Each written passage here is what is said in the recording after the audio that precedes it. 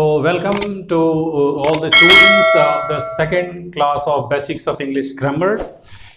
We are learning Basics of English Grammar और सबसे पहले हम लोगों ने Basics of English Grammar जो पहला लेसन जो सीखा था हम लोगों ने उसको जो है वर्ड्स किसे कहते हैं और सेंटेंस किसे कहते हैं, how is a word formed and how is sentence formed. एक वर्ड कैसे तैयार होता है, एक सेंटेंस कैसे, वाक्य कैसे बनता है, जुमला कैसे बनता है, इसके बारे में हम लोगों ने सीख लिया था। मैंने ये भी बताया था पिछले क्लास में कि एक वर्ड भी एक सेंटेंस हो सकता है और उसके लिए आपको बताया था कि एक वर्ड एक सेंटेंस होता है जब वो मेन वर्ब के शक्ल में आता है, मेन वर्ब के रूप में, मेन क्रिया के रूप में आता है, that is the imperative sentence. आज हम लोग सेंटेंस पढ़ लिए हैं पिछले क्लास में, आज हम लोग पढ़ेंगे काइंड्स ऑफ सेंटेंसेस। कितने प्रकार के सेंटेंस हैं ये हम पढ़ेंगे और किसे कहते हैं ये जानेंगे और किस चीज से कैसे कौन से सेंटेंस शुरू होता है इसके बारे में हम लोग पढ़ेंगे, काइंड्स ऑफ सेंटेंसेस।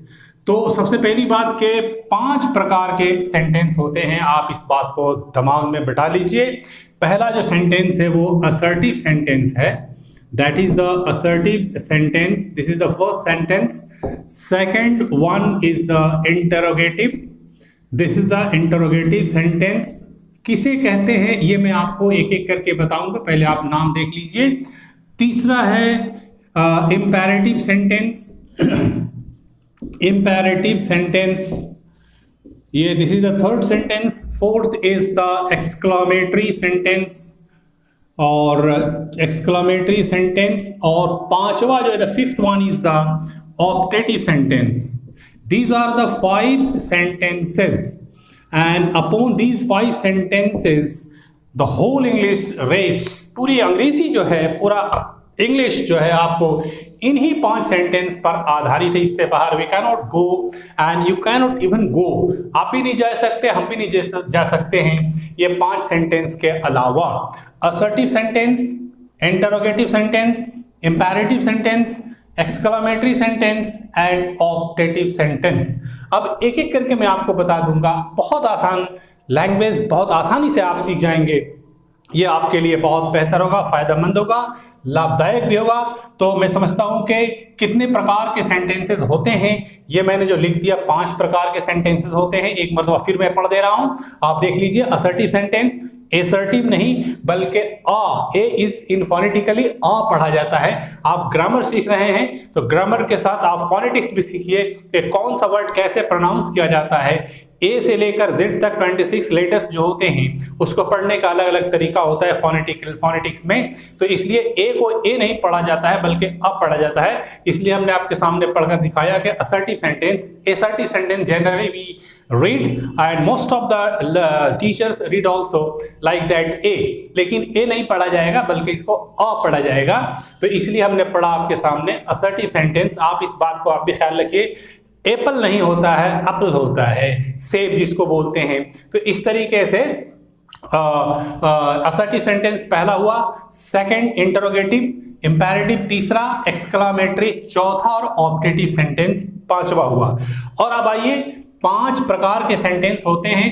किसको असर्टिव किसे कहते हैं, इंटरोगेटिव किसे कहते हैं, इंपेरेटिव किसे कहते हैं, एक्सक्लेमेटरी किसे कहते हैं, ऑप्टेटिव किसे कहते हैं, एक एक करके मैं आपको बता रहा हूं, आप आसानी से सीख जाएंगे। असर्टिव सेंटेंस एक ऐसा सेंटेंस है जिसमें हां और नहीं का भाव होता है। It is a sentence, it is a sentence, it is a a मैंने लिखा लेकिन ए नहीं पढ़ा, ये भी देख ले। चलिए लैंग्वेज को फॉलो अप कीजिए। आप ग्रामर जब सीख रहे हैं तो पढ़ने का भी अंदाज थोड़ा सीखिए कैसे पढ़ा जाएगा। इट इज अ नहीं पढ़ा जाता है, इट इज अ। यहाँ चूंकि ये तीनों अनस्ट्रेस्ड वर्ड है, जब मैं फोनेटिक्स पढ़ाऊंगा, आपको प्रोसोडी पढ़ाऊंगा तो आपको बताऊंगा कहाँ स्ट्रेस पड़ता है, कहाँ अनस्ट्रेस पड़ता है। तो इसको हम इट इज ए नहीं पढ़ते हैं बल्कि इट इज अ पढ़ते हैं इस तरह से। तो it is a sentence which gives the sense of yes or no, हाँ या नहीं का जो सेंस निकलता है जिस सेंटेंस से, उसको हम असर्टिव कहते हैं। चूंकि असर्टिव सेंटेंस में yes भी आता है और no भी आता है। एज फॉर एग्जाम्पल मैं आपको बता देता हूं, he is tall, and he is not toll. अब देखिए इसमें पॉजिटिव यस की सेंस, यस का सेंस है, इसमें नॉट है तो नेगेटिव का सेंस है।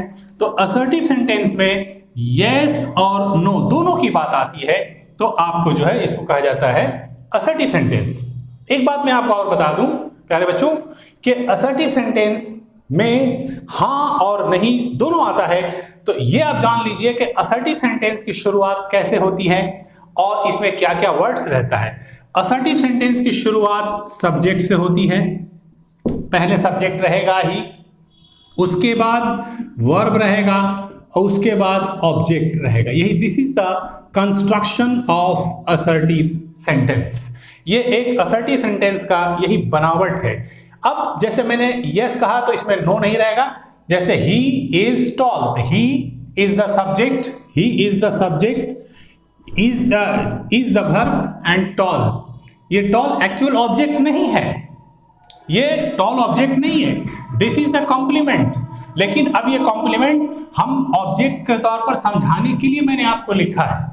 ऑब्जेक्ट के जगह पर वही वर्ड आएगा जो या तो नाउन होगा या तो प्रोनाउन होगा। ऑब्जेक्ट के जगह पर तीसरा कोई वर्ड नहीं आ सकता है। अब यहां पर बोलेंगे टॉल तो एडजेक्टिव है सर, तो ये कैसे यहां पर आ गया ऑब्जेक्ट? ये ऑब्जेक्ट नहीं है बल्कि ये कॉम्प्लीमेंट है, लेकिन मैंने आप लोगों को समझाने के लिए लिखा कि ये ऑब्जेक्ट है। ये क्लियर हो गया ना? क्योंकि ऑब्जेक्ट और सब्जेक्ट, ये देखिए एक सब्जेक्ट यहां है और ऑब्जेक्ट यहां है, तो सब्जेक्ट और ऑब्जेक्ट में दो ही वर्ड इस्तेमाल हो सकता है, या तो वो सब्जेक्ट नाउन होगा या प्रोनाउन होगा, और वो ऑब्जेक्ट या तो नाउन होगा या तो प्रोनाउन होगा, तब जाकर के वो मुकम्मल सब्जेक्ट और ऑब्जेक्ट का भाव लेगा। लेकिन हमने आपको समझाने के लिए यहां पे लिखा कि ही इज टॉल। अब आइए जो मैं बताना चाह रहा हूं आपको कि सब्जेक्ट की जगह पर और ऑब्जेक्ट की जगह पर इस्तेमाल या प्रयोग होने वाला वर्ड दो ही होगा, या तो वो नाउन होगा या तो प्रोनाउन होगा। उसकी मैं आपको एक उदाहरण दे रहा हूं। जैसे ही गेव अ बुक। अब यहां देखिए ही प्रोनाउन हो गया, सब्जेक्ट की जगह पर आया। सब्जेक्ट किसे कहते हैं? डूअर को कहते हैं। काम करने वाले को सब्जेक्ट कहा जाता है, जो काम करता है, करने वाला वह है, ही है, ये प्रोनाउन हो गया। मैंने कहा भी कि सब्जेक्ट की जगह पर दो ही वर्ड आ सकता है, या तो नाउन आएगा या तो प्रोनाउन आएगा, तीसरा वर्ड नहीं आ सकता है। वर्ब नहीं आ सकता है, प्रीपोजिशन नहीं आ सकता है, एडवर्ब नहीं आ सकता है सब्जेक्ट की जगह पर। अब ये देखिए वर्क को बता रहा है, उसने कौन सा काम किया है? देने का काम किया है, तो देना जो है वर्ब हो गया। अब जो है क्या दिया है, किस चीज पर काम किया गया? देने का, किताब का। तो ये बुक जो है दिस इज द नाउन। तो जो मैंने आपके सामने बात कही कि सब्जेक्ट में और ऑब्जेक्ट में दो ही वर्ड इस्तेमाल हो सकता है, या तो वो नाउन होगा या प्रोनाउन होगा। ऑब्जेक्ट में या तो वो नाउन होगा या प्रोनाउन होगा। यहां टॉल मैंने सिर्फ समझाने के लिए लिखा है, इसलिए इस गलतफहमी में मत पड़िएगा कि टॉल ऑब्जेक्ट के रूप में आया है। This is complement. एक बात, जब ग्रामर के आगे चलेंगे तो मैं आपको बताऊंगा कि ये एडजेक्टिव क्यों आता है, कैसे आता है, उसके पहले ऑक्सिलरी वर्ब कैसे आता है, ये मैं आपको बताऊंगा। अभी मैं आपको बता रहा हूं कि असर्टिव सेंटेंस किसे कहा जाता है। जो सेंटेंस यस और नो पर जाकर समाप्त होता है, या वो मानी देता है या अर्थ बताता है, वो असर्टिव कहलाता है। और इसका फॉर्मेशन सब्जेक्ट होगा, वर्ब होगा और उसके बाद ऑब्जेक्ट होगा। उसके बाद कॉम्प्लीमेंट्स है तब भी बेहतर है, नहीं है तब भी बेहतर है। तो ये असर्टिव सेंटेंस क्लियर हो गया। इसका कंस्ट्रक्शन कैसे होगा आपको समझ में बात आ गई। दूसरा सेंटेंस मैं आपको लेकर चल रहा हूं। दूसरा सेंटेंस है इंटरोगेटिव सेंटेंस, माने प्रश्नवाचक वाक्य, जिसको हिंदी में कहते हैं, उर्दू में कहते हैं सवालिया जुमला।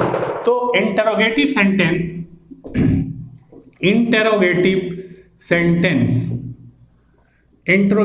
सेंटेंस प्रश्नवाचक वाक्य। प्रश्न, ये देखिए इसका साइन जो है, प्रश्नवाचक वाक्य का साइन ये है, बिल्कुल साइन ऑफ इंटरोगेशन इसको बोलते हैं, sign of interrogation, sign of interrogation, sign of interrogation, प्रश्नवाचक। ये जब चिन्ह मिलेगा समझ जाइएगा वो सेंटेंस इंटरोगेटिव है।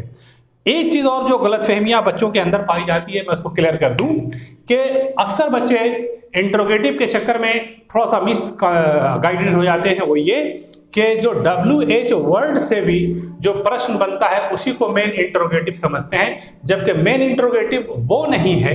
मेन इंट्रोगेटिव बनाया जाता है हेल्पिंग वर्ब के सहायता से।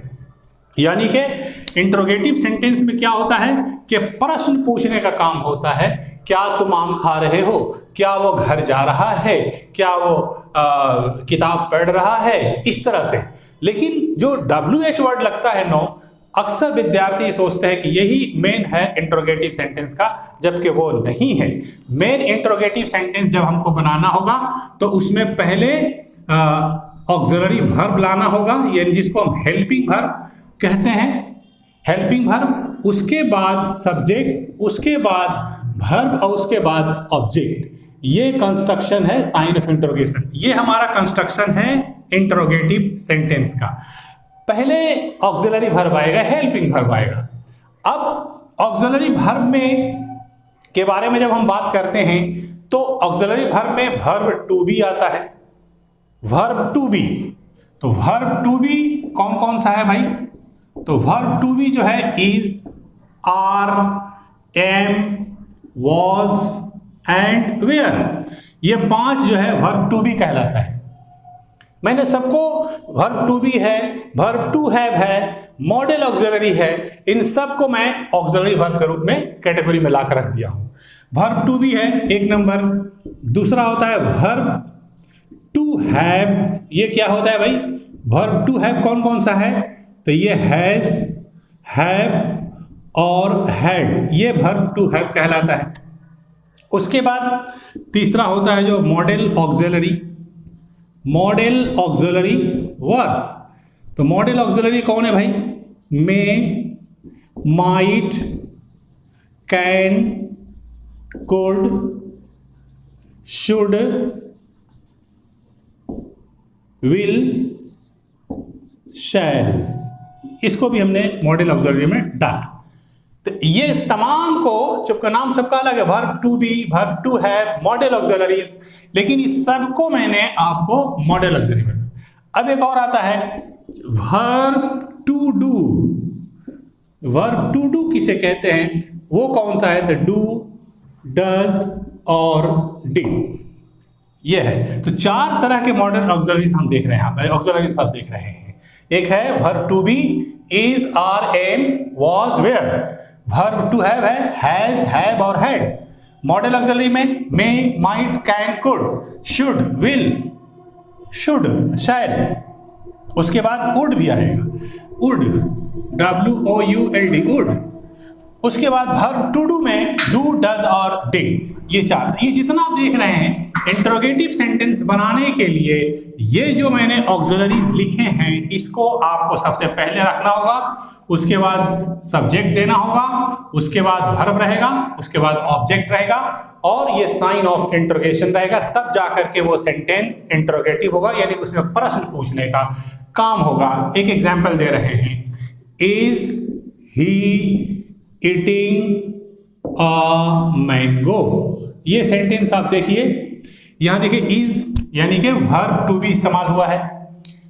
किसी भी सेंटेंस को इंट्रोगेटिव बनाने के लिए सब्जेक्ट से पहले हमको हेल्पिंग वर्ब यानी ऑक्सिलरी वर्ब को लाना पड़ेगा, सहायक क्रिया को लाना पड़ेगा, या उर्दू में फेले माउन कहते हैं ऑक्सिलरी वर्ब को, हिंदी में सहायक क्रिया कहते हैं। तो किसी भी सेंटेंस को इंट्रोगेटिव करने के लिए हमको पहले सहायक क्रिया को सब्जेक्ट से पहले लाना पड़ेगा। उसके बाद सब्जेक्ट आएगा, देखिए यहाँ पर, उसके बाद वर्ब अपना असल रूप लेकर आएगा, उसके बाद बाकी ऑब्जेक्ट आएगा। तो is he eating a mango.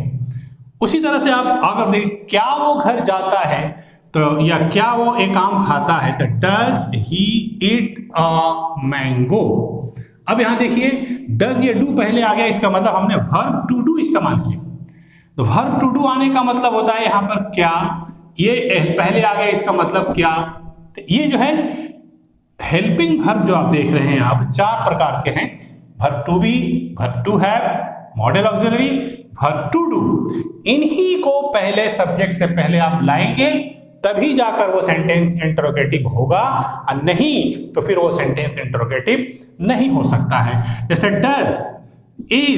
Does he it a mango, क्या, यहां डज मैंने करना या करो नहीं, बल्कि सब्जेक्ट से पहले जब डज आ गया, सब्जेक्ट से पहले जब इज आ गया तो इसका मतलब है नहीं, यहां पर इसका अर्थ हो गया क्या, यहां भी इसका अर्थ हो गया क्या, क्या वो एक आम खाता है। आप गौर करेंगे, एक सेंटेंस जब देखेंगे, एक वाक्य जब देखेंगे, तो आपको दो सेंटेंस सामने आ रहा है, क्या वह एक आम खा रहा है। ये मैंने लिखा क्या वह एक आम खा रहा है, क्या वह एक आम खा रहा है, ये देखिए क्या पहले आ गया। अब इसी तरह से आप देखिए, वह क्या खा रहा है, देखिए आपको देखने में सेंटेंस लग रहा है कि दोनों इंटरोगेटिव है, लेकिन एक्चुअल इंटरोगेटिव ये है, जब सेंटेंस के आरंभ में ही क्या आ जाता है, इसका मतलब एक्चुअल वही इंटरोगेटिव है। ये जो है एक्चुअल इंटरोगेटिव नहीं है, ये तो क्या जो है वो इंक्वायरी कर रहा है, यहां क्वेश्चन पूछ रहा है या इंक्वायरी कर रहा है। डिफरेंसेस है, वो कहां जा रहा है, there is inquiry of place, वो कब आ रहा है, there is inquiry of time, वो क्यों आ रहा है, there is inquiry of reason, वो कैसे आ रहा है, there is inquiry of manner. This is not interrogative sentence, ये प्रश्नवाचक वाक्य नहीं है, ये इंक्वायरी है कंडीशन का, रीजन का, टाइमिंग का, प्लेस का। So this is not actual interrogative sentence. The actual interrogative sentence starts with the help of Hindi word, Urdu word व इंग्लिश वर्ड क्या से होगा, तब जाकर के वो इंटरोगेटिव सेंटेंस होगा। इस तरह से हम लोगों ने पढ़ा दो सेंटेंस, एक असर्टिव सेंटेंस और दूसरा इंटरोगेटिव सेंटेंस।